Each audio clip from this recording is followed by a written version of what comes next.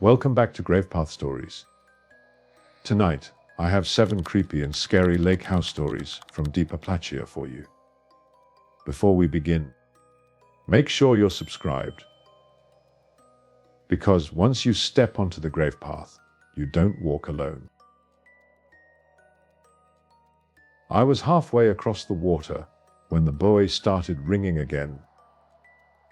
That hollow iron bell sound, carrying straight through my chest like it always did. And I remember thinking, this was the last time I was going to listen to it without doing something. I had volunteered to check the lake safety markers because nobody else wanted to row out after dark, and because I kept telling myself the sound was mechanical, explainable, nothing more than loose hardware. Still, my hands shook on the oars as the bell rang once, paused, then rang again, exactly the same way it had every night since early summer. Always after midnight, always from the same empty stretch of water where the buoy was supposed to have been removed years earlier. I told myself I was tired. I told myself the mind fills in gaps when routines repeat. The lake house lights were all dark behind me, and the ringing felt closer than it should have been, like it was aware of the direction I was rowing, adjusting to meet me halfway. I remember muttering out loud that I was just going to unbolt the thing and drag it in, that I'd write it up in the morning and be done. The water rocked gently, and when the bell rang again, I realized it was keeping time with my strokes, not drifting, not random, but answering me. That was the moment I understood the sound wasn't meant to warn boats. It was meant to be heard by someone already on the lake, and that someone was me. The buoy came into view slowly, not because of distance, but because my eyes resisted focusing on it. Like part of me hoped it would vanish if I didn't look too closely. It sat higher in the water than a standard marker, the bell mounted cleanly. No rust, no bird droppings, nothing that suggested decades of neglect. I let the boat drift and listened. The ringing had stopped. In its place was a soft knocking sound, metal against metal, like fingers tapping the inside of a pipe. I leaned forward and saw the chain leading down into the lake, tight and straight, disappearing into darkness. When I grabbed the buoy, the cold shocked me, and I felt it then, the texture of skin oil on painted metal. Fresh. I pulled my hand back and stared. There were fingerprints smeared around the rim, not distorted or partial, but full, deliberate prints, like someone had held on and refused to let go. I felt stupid fear flood my chest, the kind that makes you want to laugh it off while your legs shake. I told myself kids could have done it, or vandals. I reached for my wrench anyway. The moment metal touched bolt, the bell rang again, violently, and the chain jerked, pulling the buoy down hard enough to tip my boat. I yelled without thinking, an instinctive protest, and the ringing stopped instantly, like I'd been heard and acknowledged. I didn't row back right away.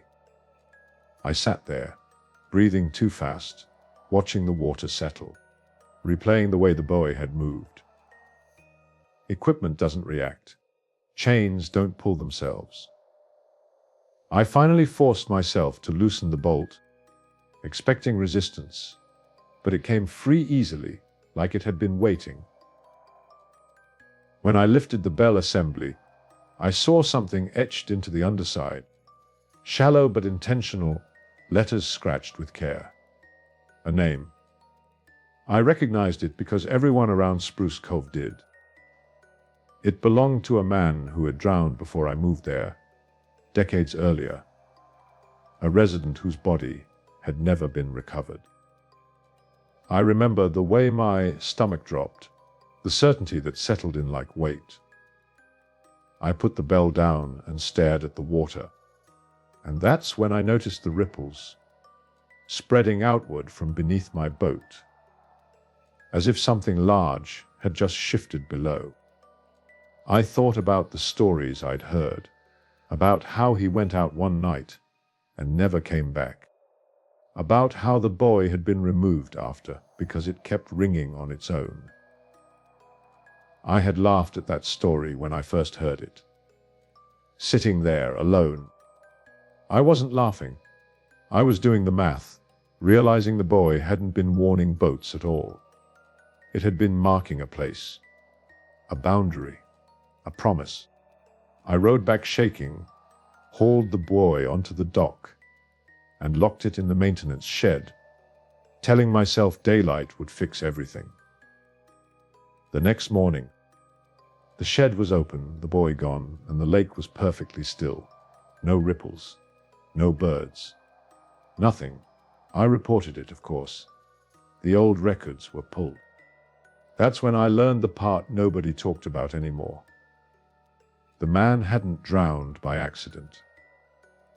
He'd been a volunteer too, checking equipment, responding to a ringing buoy after midnight. The report said he'd panicked, capsized, tangled in the chain. An easy explanation. Too easy. I went back to the lake that night, against every sensible instinct, because I needed to know if the sound would return. I stood on the dock and waited. When the bell rang, it wasn't from the water. It was from behind me.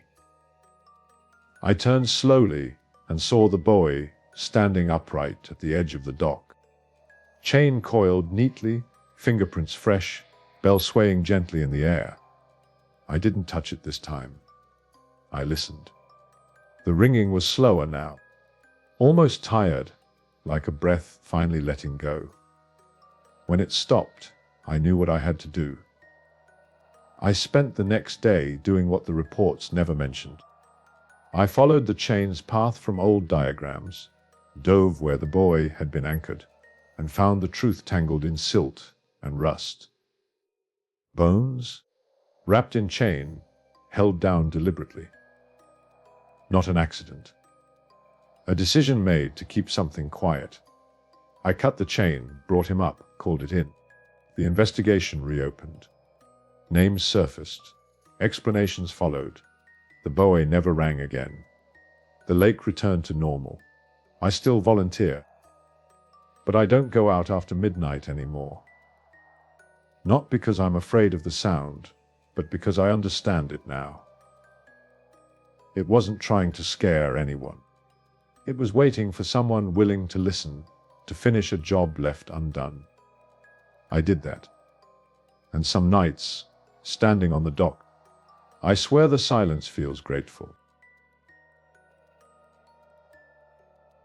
I raised the camera to eye level and pressed the shutter without thinking, already planning the next angle. When I see them in the glass, 3 figures standing behind me in the reflection of the lake-facing window. My stomach tightens before my brain catches up, because I can see the empty room around me clearly. Yet the window shows a man, a woman, and a child close enough that I should feel their breath on my neck. I spin around so fast my camera strap slaps my wrist, and there is nothing there. The living room is empty, silent, exactly how it was when I unlocked the door 5 minutes earlier. I laugh under my breath, sharp and embarrassed, and tell myself it is just the angle, the glare, the way water bends light. I lift the camera again, frame the shot, and the family is back in the glass. Closer this time, the child's face level with my shoulder. I drop the camera and step away from the window, my pulse loud enough that I feel it in my ears. I say hello out loud, because that is what you do when your mind starts inventing things, and my voice sounds too big for the room. No one answers. I walk through the house, opening closets, checking behind doors, even looking under the stairs, annoyed at myself for letting a reflection get under my skin. The place is vacant, staged but unused. Furniture arranged like a suggestion rather than a home. When I come back to the living room, the window shows only the lake again, flat and ordinary. I tell myself to get the job done and stop spiraling. I had been hired to photograph the property for a quiet sale, the kind where the owner does not want attention or questions. The agent handed me the keys in the parking lot of a diner and told me the house had been in the same family for years, but recently came vacant. She said it the way people say things they do not want to expand on. I did not ask. I never ask. My job is to make rooms look honest and inviting, not to pry. I move methodically, shooting the kitchen, the hallway, the spare bedroom, checking images on the screen as I go. Every time there is glass facing the water, the family appears. They never show up in mirrors, only in windows that catch the lake behind me. In one shot they are standing close together, hands linked. In another, the man's arm is around the woman's shoulders, his head bent slightly toward her. The child always looks straight ahead, eyes fixed on me. I start avoiding the windows, angling the camera away, but when I review the photos, they are still there, warped slightly by the glass, but unmistakable. I pinch the bridge of my nose and try to think logically. Maybe the lake is reflecting a nearby house. Maybe people are standing on the dock outside. I step out onto the back porch to check. There is no dock. There is no one. The shoreline curves away empty in both directions. When I come back inside, my hands are shaking enough that I have to sit down. I call the agent and tell her something is wrong with the house. I do not mention the family. I say there might be a reflection issue, something with the glass. She pauses too long before responding, then asks me if I can finish the shoot. Her voice is careful, neutral, like she is stepping around something fragile. I tell her I need to leave. She exhales, slow and controlled, and says the owner will not be happy. I say I am sorry and hang up before she can argue. I start packing my gear, moving faster than I need to, my skin prickling as if I am being watched. When I lift the camera bag, I see them again, closer than before. The reflection showing them standing right behind the couch where I had been sitting. The child's hand is pressed flat to the glass, fingers splayed. I feel a sudden, irrational urge to apologize to them, to explain that I am not trying to steal anything, just to do my job. I swallow it down and force myself toward the door. As I reach for the handle, the reflection shifts. The family is no longer behind me. They are in front of me, standing in the hallway, reflected in the narrow window beside the door. My chest tightens until breathing hurts. I pull the door open and step outside, dragging my equipment with me, not looking back. I sit in my car for a long time before I can make myself start the engine. My phone buzzes with a message from the agent asking if I got everything I needed. I type and delete 3 different responses before settling on a simple no.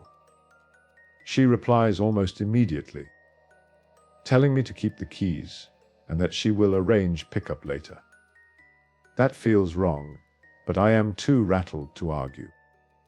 I drive away and do not slow down until the house is out of sight.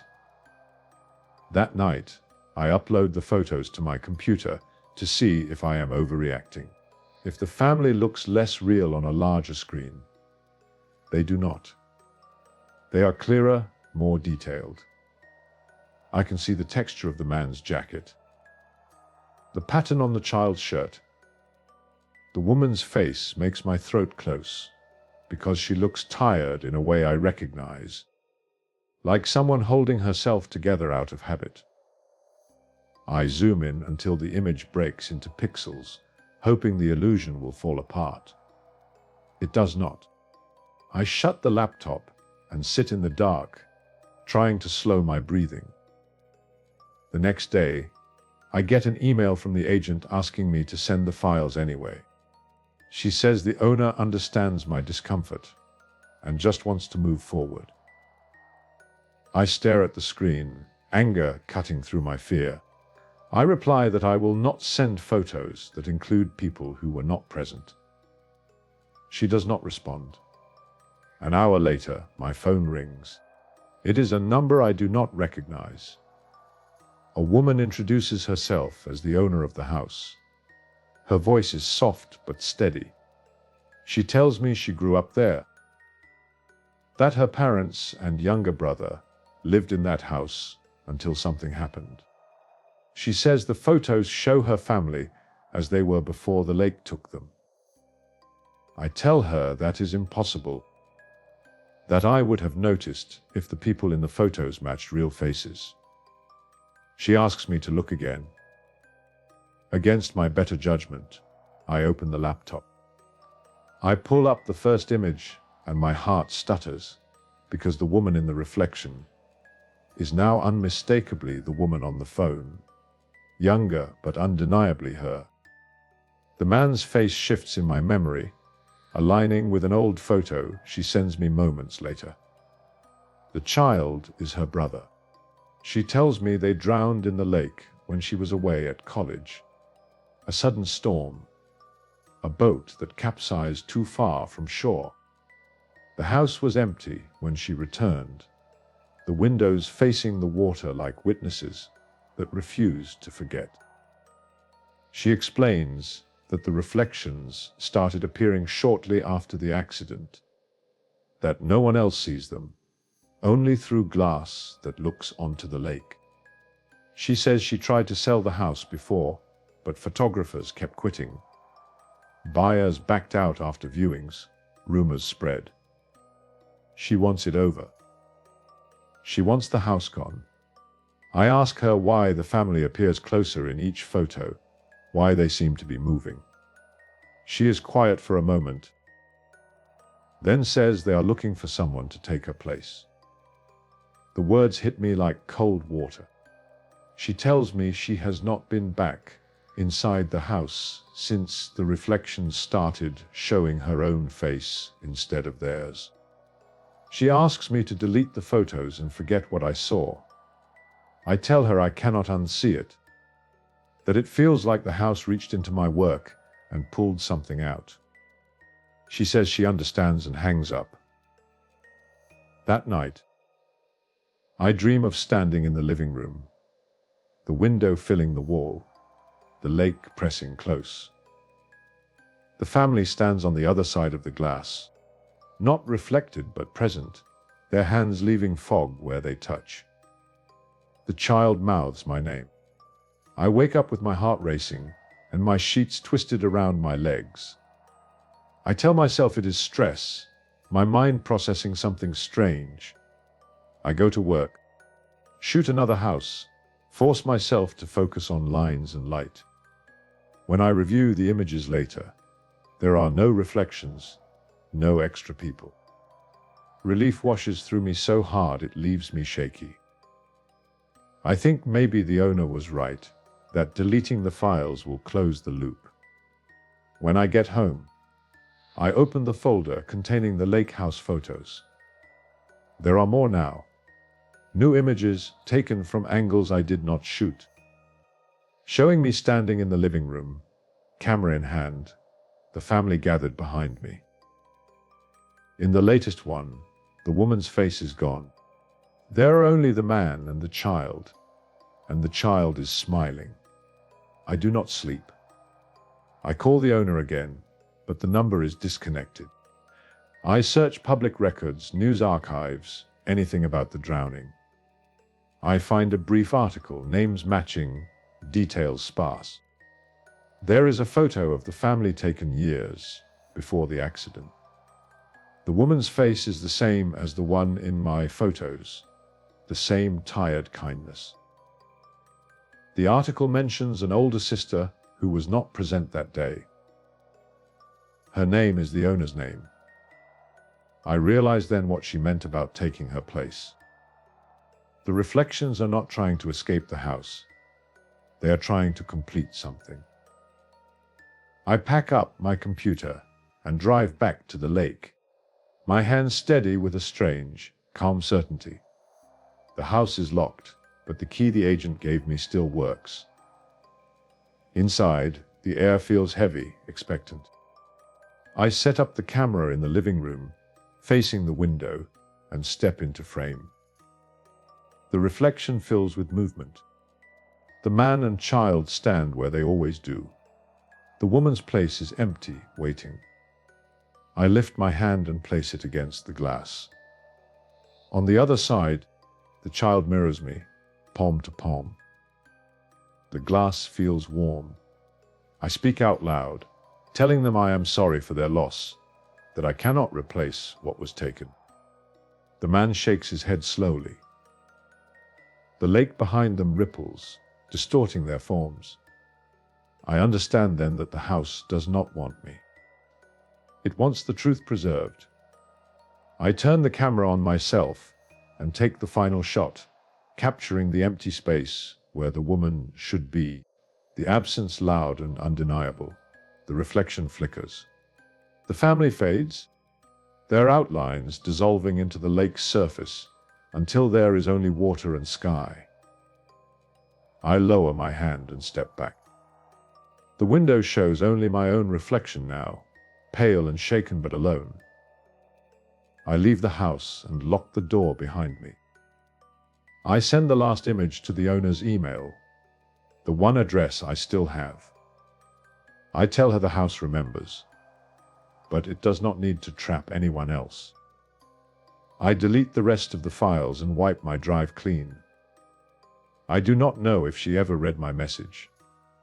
A month later, I see the listing marked sold.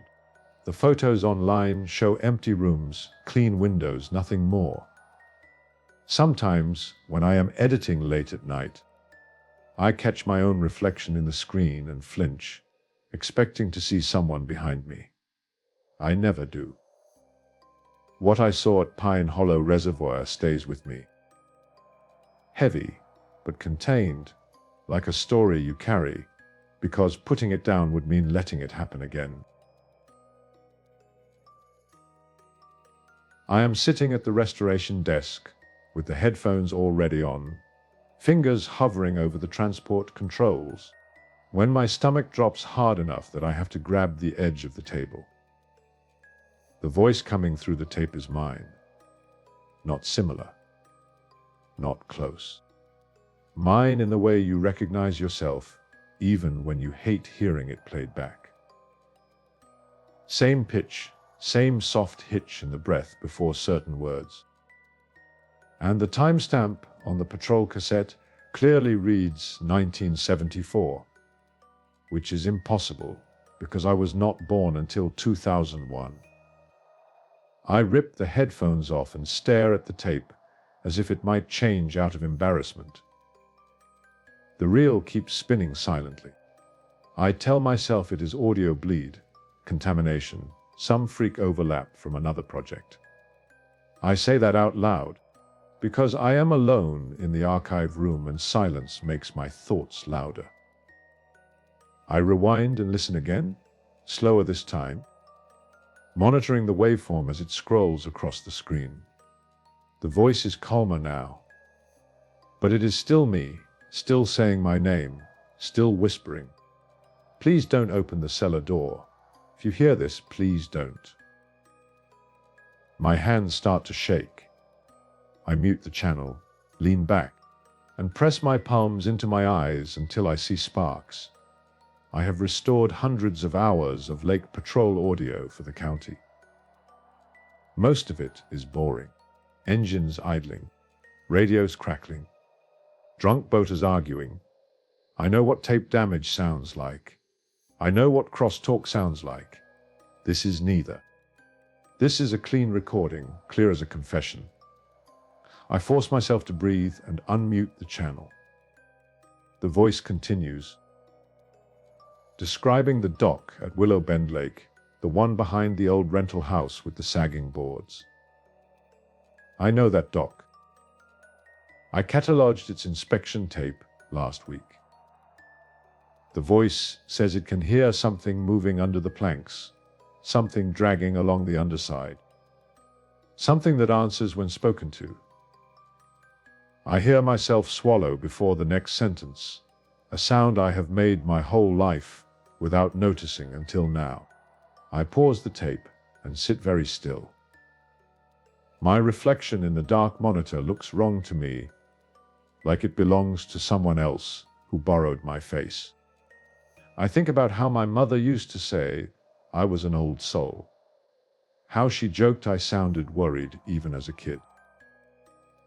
I have spent years fighting the idea that my life was predetermined, that there was a script somewhere telling me who I would become. Hearing my own future voice, or past voice, or whatever this is, feels like proof that the script exists. I pack up early that day, citing a headache to the supervisor on duty. She barely looks up from her clipboard. Outside, the drive home feels longer than usual. Every turn seems unfamiliar. When I reach my apartment, I sit in the car with the engine off and listen to the ticking metal until it fades. I keep hearing my voice in my head, begging, calm but terrified in a way that makes my chest ache. I do not sleep much that night. Every time I close my eyes, I see the tape label. Willow Bend Lake Patrol, 1974, dock incident. I get up before dawn and make coffee I do not drink. By the time the sun is fully up, I have convinced myself I need to hear the rest of the recording. Curiosity feels safer than ignorance. Back at the archive, I pull the tape again. I check the casing for tampering, the leader for splices. Nothing. I log the playback and settle in, heart pounding like I am about to break a law instead of listen to audio. The voice resumes mid-sentence, describing how the lake house cellar was never supposed to be opened after the flooding. It says the door was sealed for a reason, that the water did not just rise, it listened. I grip the armrests as the voice talks about being assigned to transcribe patrol audio decades later, about sitting in this exact room, wearing these exact headphones. The level of detail is suffocating. It mentions the scratch on the desk I got from dropping my keys last month. It mentions the way my left knee aches when it rains. It mentions my name the way only I say it, clipped and careful. When the tape ends, there is no dramatic flourish. Just a click and silence. I sit there long after the reels stop, staring at nothing. There is only one explanation that fits the facts, and I hate it.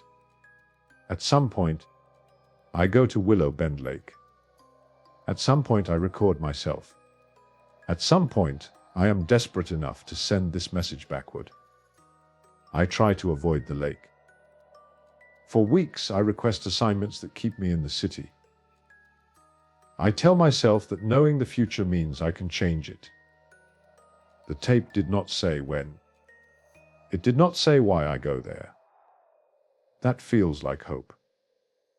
But the more I listen to other patrol recordings, the more references I hear to the old lake house, the one with the cellar that opens directly onto the waterline.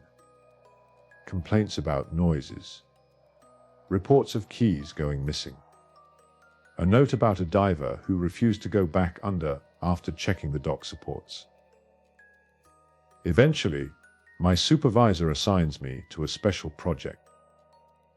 A full restoration of all Willow Bend Lake Patrol audio, start to finish. She smiles when she hands me the box. Says it is about time someone organized that mess. I consider refusing. I consider quitting. Instead, I nod and take the box because I am tired of being afraid of something that already knows me. The first time I go out to the lake is under the pretense of verifying ambient noise levels. I bring a recorder and a handheld mic. The dock creaks under my weight in a way that makes my teeth hurt. I kneel and lower the mic through a gap between the boards. The water laps gently. For a moment, nothing else happens, and I almost laugh at myself. Then something knocks back. It is not loud, just a soft, deliberate tap against the underside of the dock, like knuckles on wood. I freeze, holding my breath. I tell myself it is debris, a fish, thermal expansion. I tap once with my finger. After a pause, something taps twice in response. My chest tightens so hard I think I might black out. I pack up and leave without finishing the recording. Back in my car, I start to shake so badly I have to pull over.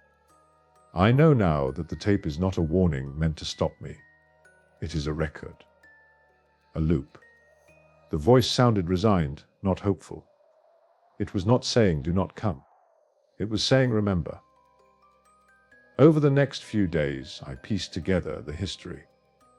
The lake house cellar flooded during construction decades ago. Something went wrong with the ceiling.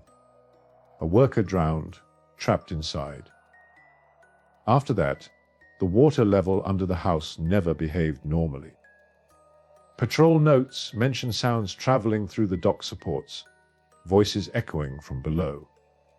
Eventually, the cellar was boarded shut, the house sold, Risold rented. The incidents never stopped. They just became quieter. The night I return to the lake house, it feels inevitable rather than brave. I bring the recorder, fresh tapes, and a crowbar. The cellar door is exactly where the tape said it would be, hidden behind warped shelving. The boards come away easier than I expect. The smell that rises from below is old water and rot, and something metallic. I record everything. My hands are steady in a way they have never been before. When I open the cellar door, the water beneath it does not surge or splash. It waits. I lean down and speak into the darkness, asking if anyone is there. My voice echoes back, warped, delayed, layered with other voices that might be mine, or might be something else wearing me like a shape. The realization hits slowly, and then all at once. The thing under the dock does not copy voices. It preserves them. It listens when people speak near it, when they confess, when they beg. It holds on to those sounds the way water holds heat. The patrol tape from 1974 was not me time traveling. It was my future voice, captured and stored, released when someone finally played it back. I understand then what I have to do. I record a message meant for myself, knowing it will surface decades earlier. I choose my words carefully. I do not try to stop this from happening. I explain it. I warn myself not out of fear, but out of mercy. When I finish, I lower the recorder into the water and let it go. I leave the cellar door open. The lake house is condemned within the year. The dock is dismantled. The recordings from Willow Bend are archived with a note about anomalous acoustics. When I hear my voice on that tape again at work, weeks later, it no longer terrifies me. It sounds tired, yes, and scared, but also resolved. I am not trapped in a script. I wrote a footnote. I was shouting his name and hauling the dock rope hand over hand when the boat slid in like it knew exactly where to stop.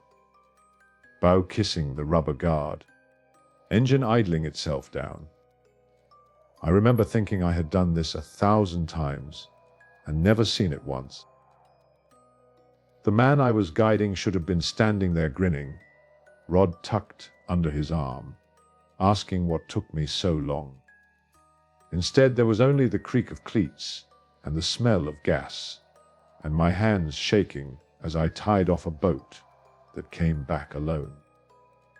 I jumped aboard and checked the throttle, then the seats, then the cooler, stupidly lifting the lid like he might be hiding under ice. I called again, louder, my voice cracking across the water, and waited for an answer that did not come. His life jacket was folded the way he had folded it, neat, as if he planned to wear it later.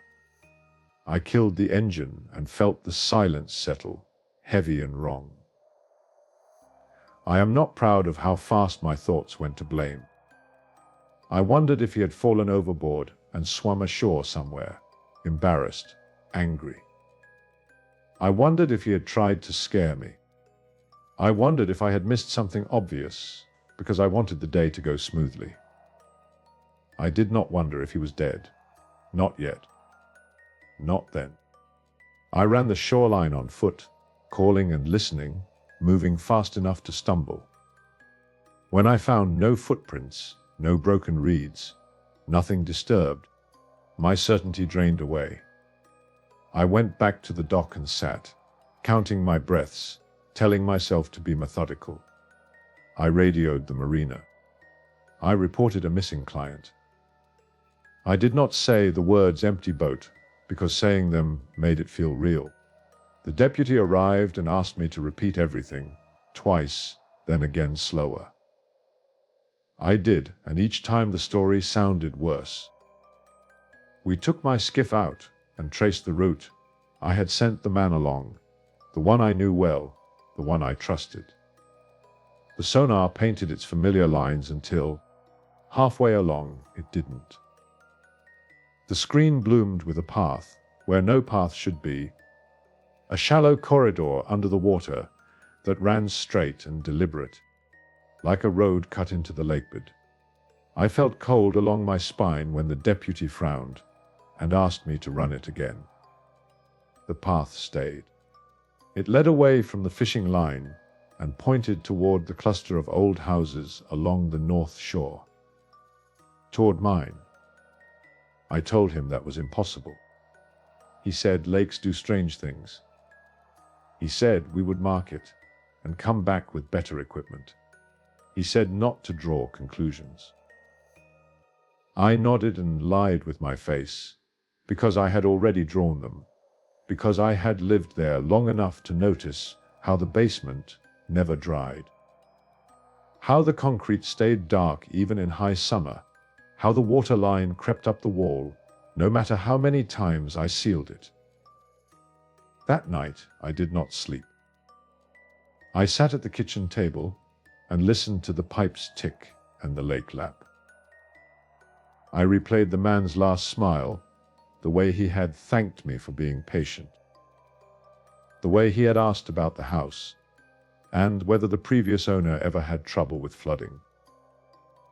I had shrugged and said not that I knew of. I wished I had asked him why he cared. By morning the lake had changed its mind about being calm. The deputy returned with 2 others, and we went back out with gear that hummed and whined. The path was clearer now, unmistakable, a shallow channel worn smooth. It ran right up to my shoreline and ended beneath my basement wall. One of the deputies looked at me, and I felt accused by my own address. We dragged near the end of the path and found nothing. We searched the house and found nothing. We stood in the basement and watched water seep, where it always seeped, and one deputy tapped the wall with his knuckles and said it sounded hollow. They told me to leave the house while they called in a structural inspector. I did not argue. I stood on the lawn and watched them move with careful steps, and I felt like a guest at my own accusation. They cut a section of wall, and the lake answered. Water poured in, cold and fast, carrying silt and leaves, and something that bumped the floor with a dull, terrible weight. We all froze.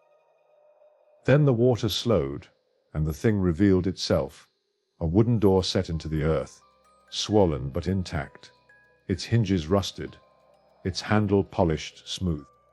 The inspector swore softly. The deputy told me to sit down. I did. They pried the door open, and the smell came first, then the truth. The corridor ran from the door into the lake, a hidden spillway built by the original owner to manage flooding, widened over years by currents and neglect. It was just wide enough for a man to be pulled along if he lost his footing near the intake grate that should have been sealed. It had not been. They found him wedged where the corridor narrowed, his body marked by the passage, his face peaceful in a way that hurt to see. He had been alive when he entered the water. He had not panicked, according to the medic, which meant he trusted something would stop him. It did not. The investigation took weeks. They closed the lake, then opened it again. They sealed the corridor and condemned the basement. They cleared me of wrongdoing with words that did not erase the pictures in my head. I sold the house for less than it was worth and moved away. I quit guiding. What I have never said out loud is how close I came to following him. After the first search, before the wall was cut, I went back inside alone and stood barefoot on the basement floor, letting the cold soak up through my soles. I traced the damp line with my fingers and felt the faint pull, like a breath drawn inward. I told myself it was imagination, stress, the mind looking for patterns. Then the waterline shifted, just a little, and my pulse answered it. I called the previous owner from the number in the file, a man who sounded tired before I spoke. When I told him what they had found, he went quiet. He said the corridor was his father's idea, back when storms came harder and insurance was a rumor. He said it saved the house more than once.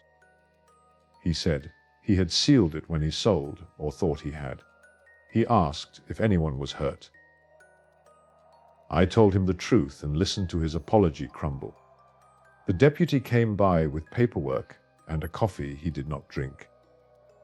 He asked me to walk him through the day again, and I did, slower this time, feeling every choice.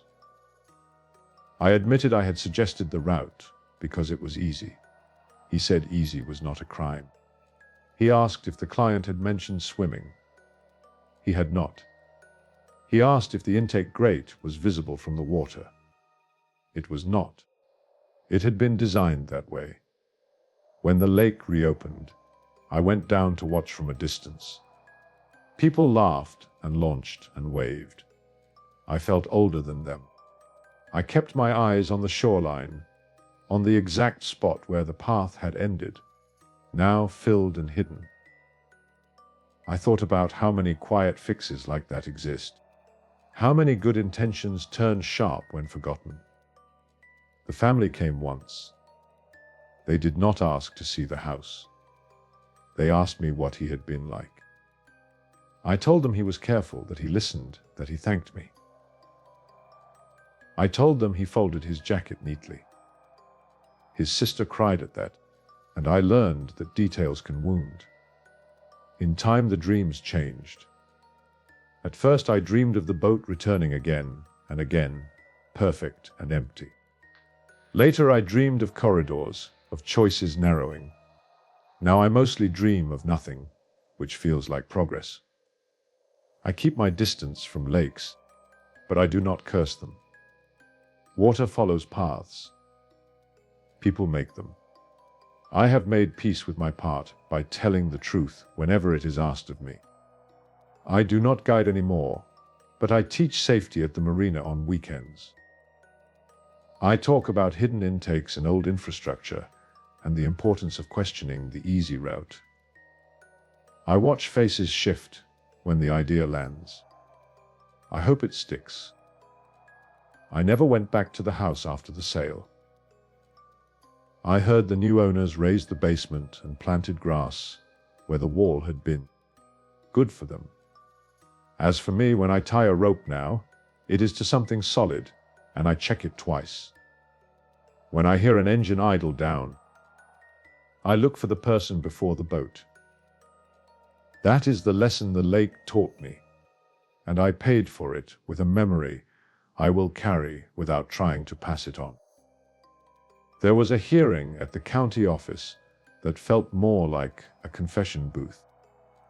I sat under fluorescent lights and answered questions from people who wanted certainty. I gave them sequence and timing and my best recollection of his posture when he stepped into the boat. I admitted where my voice shook. No one accused me of negligence, but I accused myself in the spaces between answers. It was exhausting in a way that sleep does not touch.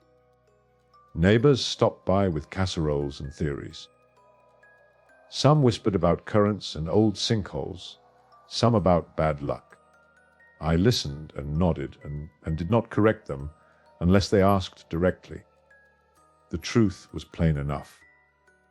The house had been built to survive a problem that no longer existed, and the solution had outlived its warning labels.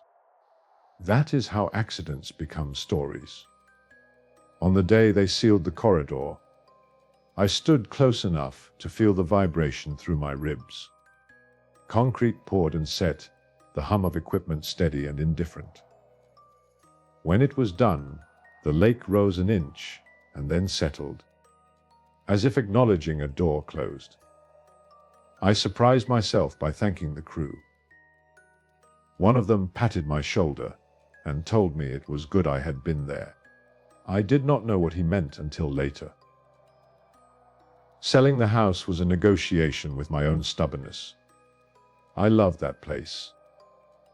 I loved the way sound carried across the water at dawn, the way the dock aged. I loved the routines. But love can be a habit that ignores harm. I signed papers and felt lighter and sadder in equal measure. The last time I visited the lake, I stood at the edge and watched a different boat return with laughter aboard. It docked a little crooked. Someone jumped off too early and splashed. It was ordinary and beautiful. I let myself enjoy it. Then I turned and walked away without looking back. If you hear this story and think it is about fear, you are wrong. It is about attention. It is about noticing the small, reasonable things that add up to danger when they are forgotten. I learned that too late for one man and just in time for myself. I carry that lesson like a scar you cannot see, and I will keep carrying it, quietly, the rest of my life. There is one more moment I need to tell you about, because it explains why I am certain. When the boat first touched the dock, I noticed the line I had coiled earlier was wet at the end, heavier than it should have been. I remember the texture, the grit. I remember thinking the lake had climbed it like a ladder. That detail mattered later, when the inspector showed how the intake created a pull strong enough to draw water backward along the corridor during certain pressure changes. It was physics, not fate. I replay that moment sometimes and imagine doing something different, calling him back, choosing another route. Then I stop myself. Regret can become a second corridor if you let it. It narrows your world. I keep mine open by telling you this straight, without mystery where there is none. So when people ask if the lake house is haunted, I say no. It was engineered. When they ask if the water wanted him, I say water does not want. It moves. We decide where it can go. I decided to leave because I did not want to live on top of a decision I could not change. That is the end of it. A boat returned empty. A path was found. A door was closed. I am still here. That is the balance, and I accept it. I was already kneeling on the carpet when the moisture meter screamed, the needle snapping hard to the red, as if I had pressed it into open water instead of a bedroom floor. I jerked my hand back on instinct, heart thudding, then stared at the dry carpet fibers beneath my knees. They looked normal, clean, warm. I pressed the meter down again, slower this time, watching the numbers climb as though something unseen was breathing beneath the floor, exhaling dampness straight up into the room. I remember muttering, "That's not possible," mostly to hear my own voice. I had inspected hundreds of properties by then. Burst pipes, roof leaks, foundation seepage, flood zones. All of it followed rules. Water came from somewhere. It left marks you could trace backward. This guest room had none of that. No stains on the ceiling. No warping along the baseboards. No mold smell. Just readings that said the floor was soaked. The homeowner stood in the doorway behind me, arms crossed tight across her chest. "It only happens after someone sleeps in there," she said again, like repeating it might make it sound less strange. I stood up, brushed my palms on my slacks, and forced myself into professional mode. "I'm not saying you're wrong," I told her. "I'm saying there has to be a source. Water doesn't appear on its own." She gave a thin smile that never reached her eyes. "That's what the last assessor said too." I moved around the room slowly, checking the walls, the window frame, the closet. Every surface read normal, dry. The only anomaly was the rectangular area where the bed sat, a perfect outline of moisture that matched the mattress dimensions exactly. I crouched again and pressed my fingers into the carpet. It felt slightly cool now that I was paying attention, like fabric left out overnight. "Who slept here last?" I asked.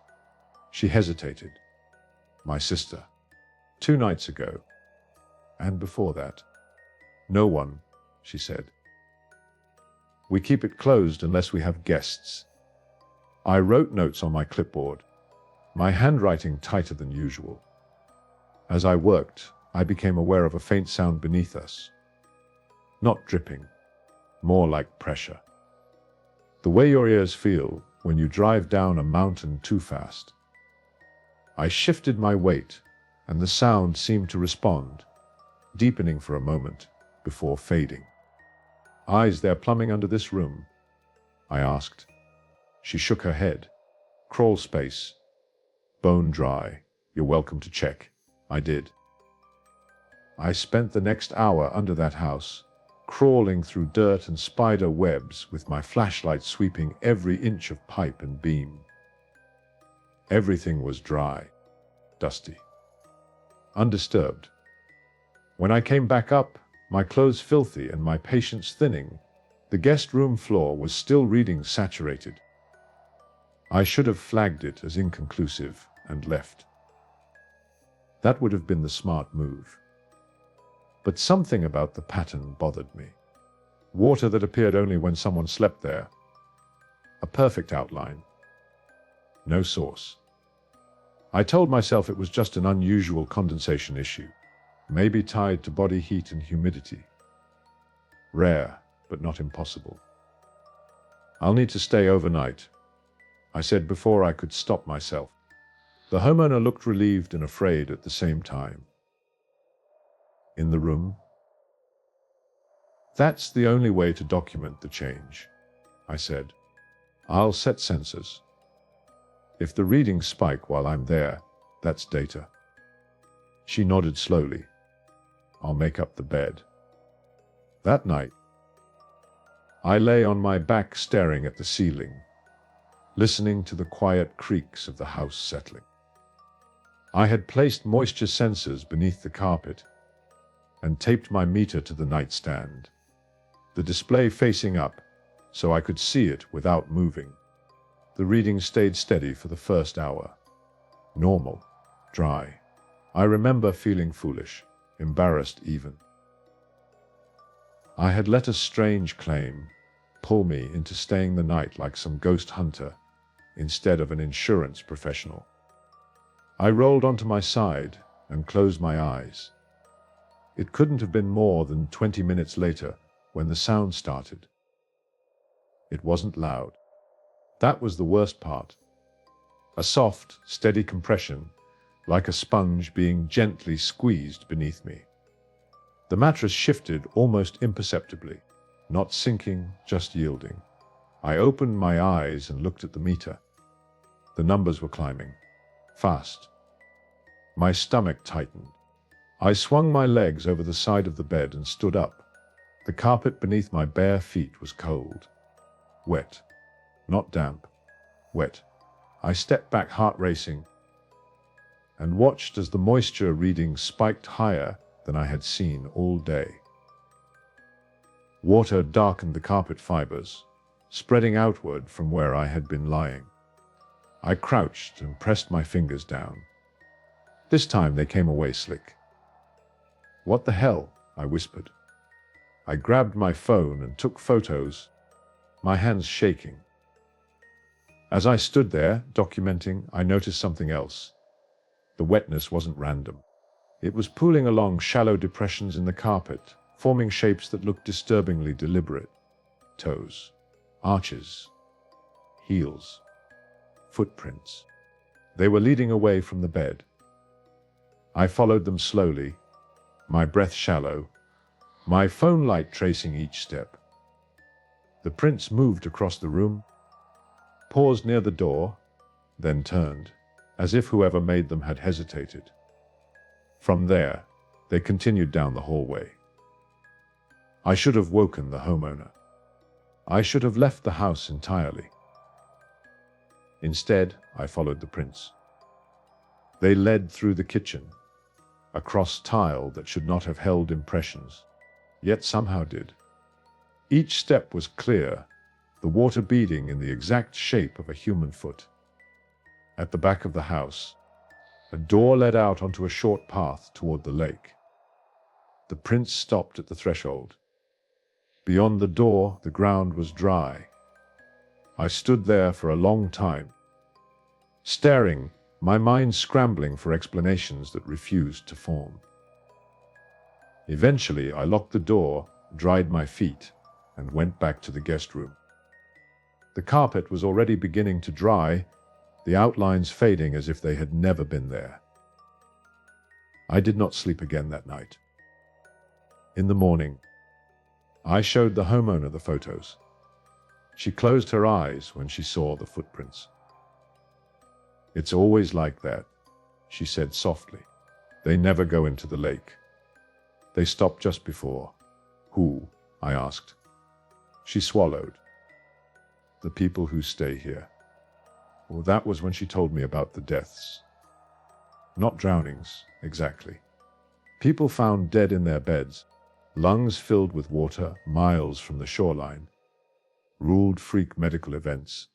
Pulmonary edema, rare but natural. "How many?" I asked. "3, she said. "Over the years." I filed my report with trembling hands. The insurance company rejected the claim, citing lack of evidence. I told myself that was the end of it. It wasn't. Months later, I woke in my own bed, heart pounding, sheets soaked beneath me. For a split second, I didn't know where I was. Then I smelled my own detergent. Heard traffic outside my apartment. Relief crashed over me. Until I noticed the footprints on my bedroom floor, leading toward the front door, stopping just short of it. I moved out a week later. I still don't sleep through the night. but the wetness hasn't returned. Not yet. And that's why I'm telling you this now. Because last night, my floor felt cold again when I stood up, and I'm scared that whatever left that lake house finally remembered where I live. I'm gripping the stack of envelopes tighter than I should as I stand on the warped porch, rereading the address for the third time, because my scanner already screamed at me once, and I don't want it to do it again. Cedar Flats Lake Loop is printed clean and official on the top piece of mail, same as the wrote sheet in my hand. But underneath that is a second line that doesn't make sense, something like Cedar Flats Lake Extension, Box 0, and my scanner refuses to accept it unless I toggle into manual override. I mutter to myself, annoyed, already behind schedule, already regretting taking this substitute route for the week. I knock, expecting no one. The door opens immediately. A woman stands there, older than me, maybe late 60s, hair pulled back, eyes sharp and tired. She smiles like she's been waiting. She signs for the envelope without comment, handwriting shaky but precise, and closes the door before I can ask why her address is wrong. I walk back to the truck uneasy, telling myself it's nothing, just rural weirdness, just some outdated routing glitch. But when I flip through the rest of the mail, I see another envelope for the same house, same handwriting style on the sender line, same return city, but only the second address this time, the one that doesn't exist. My scanner buzzes angrily again. I hesitate, then sigh and carry it back to the porch. I knock. No answer. I knock again. Louder. Nothing. The door doesn't open. I wait feeling stupid, then leave the envelope tucked behind the screen door, marking it delivered with a manual note. I don't feel better about it. The next day it happens again. 2 envelopes, same house, 2 addresses. Same handwriting on the signatures from the day before when I checked the log.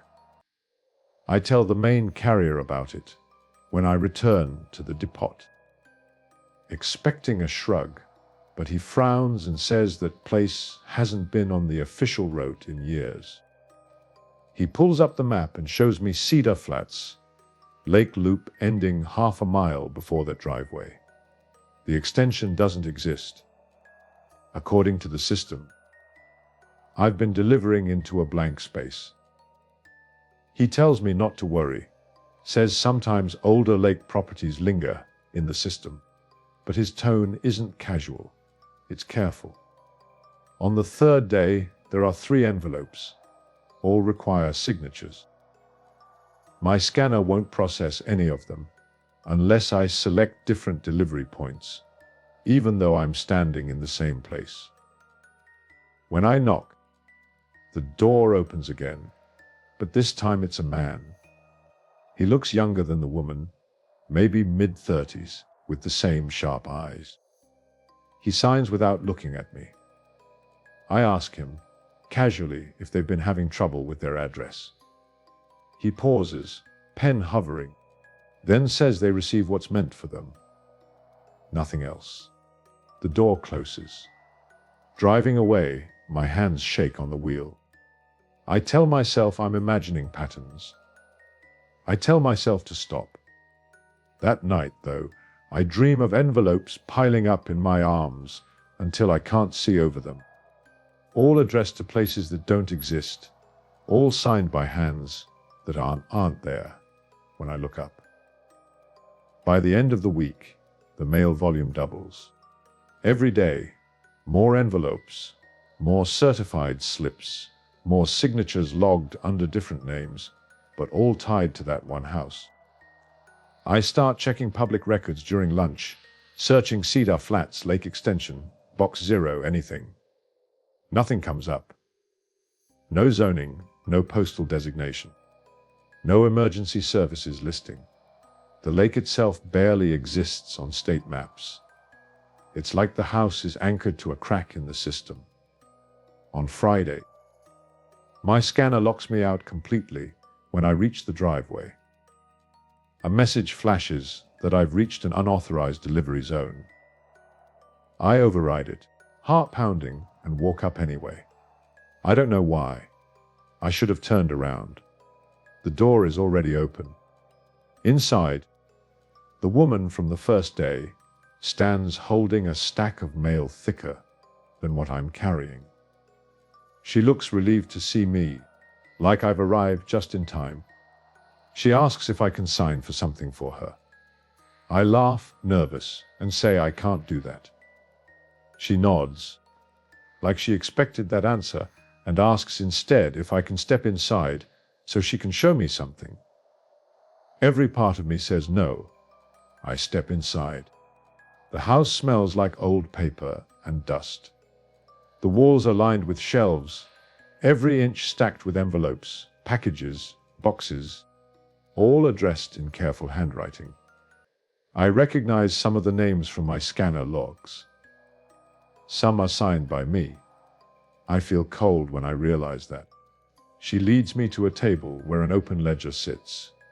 It's a delivery log. Dates going back decades. Names I recognize from the route roster. Some long retired, some dead. Each signature neat and complete. Mine is there already, dated the day before, written perfectly in my handwriting. I tell her this isn't possible. She says softly that it is, and that it's necessary. The man appears in the doorway behind me. He asks if I've noticed how some mail never reaches its destination. How some people wait for things that never arrive. They tell me the house corrects that. It receives what has nowhere else to go. The second address is where the lost things live until they're claimed. The first address is just for people like me, people who need a place to stand while it happens. I back toward the door, saying I'm leaving, saying I'll report this. The woman nods again, calm, and says that's fine, but I still need to sign. She slides an envelope across the table. It's addressed to me. Both addresses printed clearly. My hands move without permission. I sign. When I step outside, it's late. My truck is gone. The road is wrong, stretching longer than it should, looping back no matter how far I walk.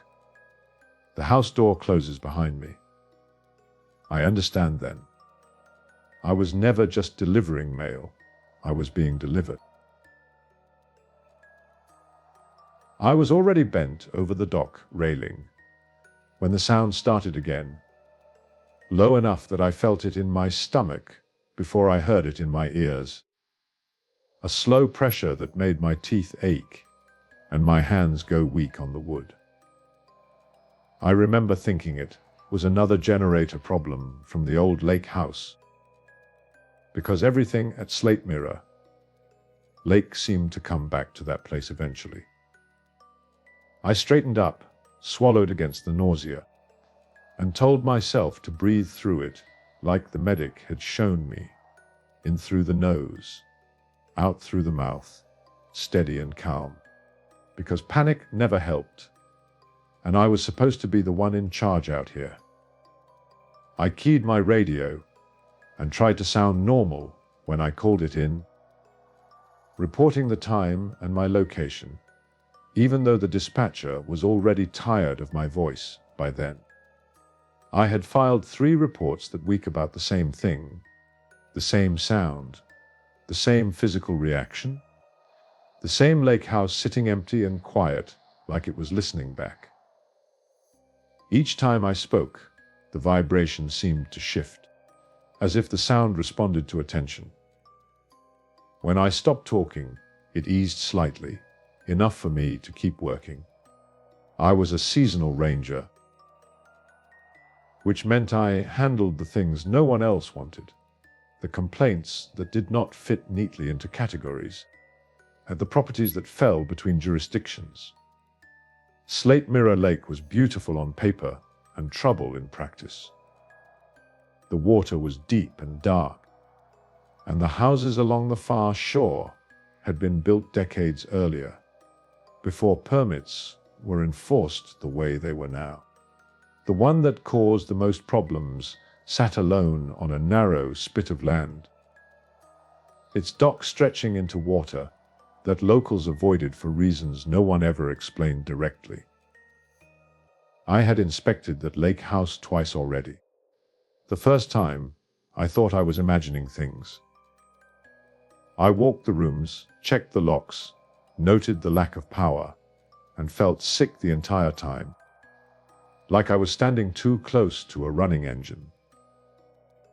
The second time, I brought a handheld meter from the maintenance shed, the kind we used for basic noise complaints. It showed nothing unusual, which somehow made it worse. My body insisted something was wrong, even when the tools told me otherwise. Standing there on the dock that morning, with the sound rolling through me again, I decided to go back a third time. I did not call for backup. I did not ask permission. I told myself I needed to finish the report properly, with one more first-hand check, so no one could say I had been careless.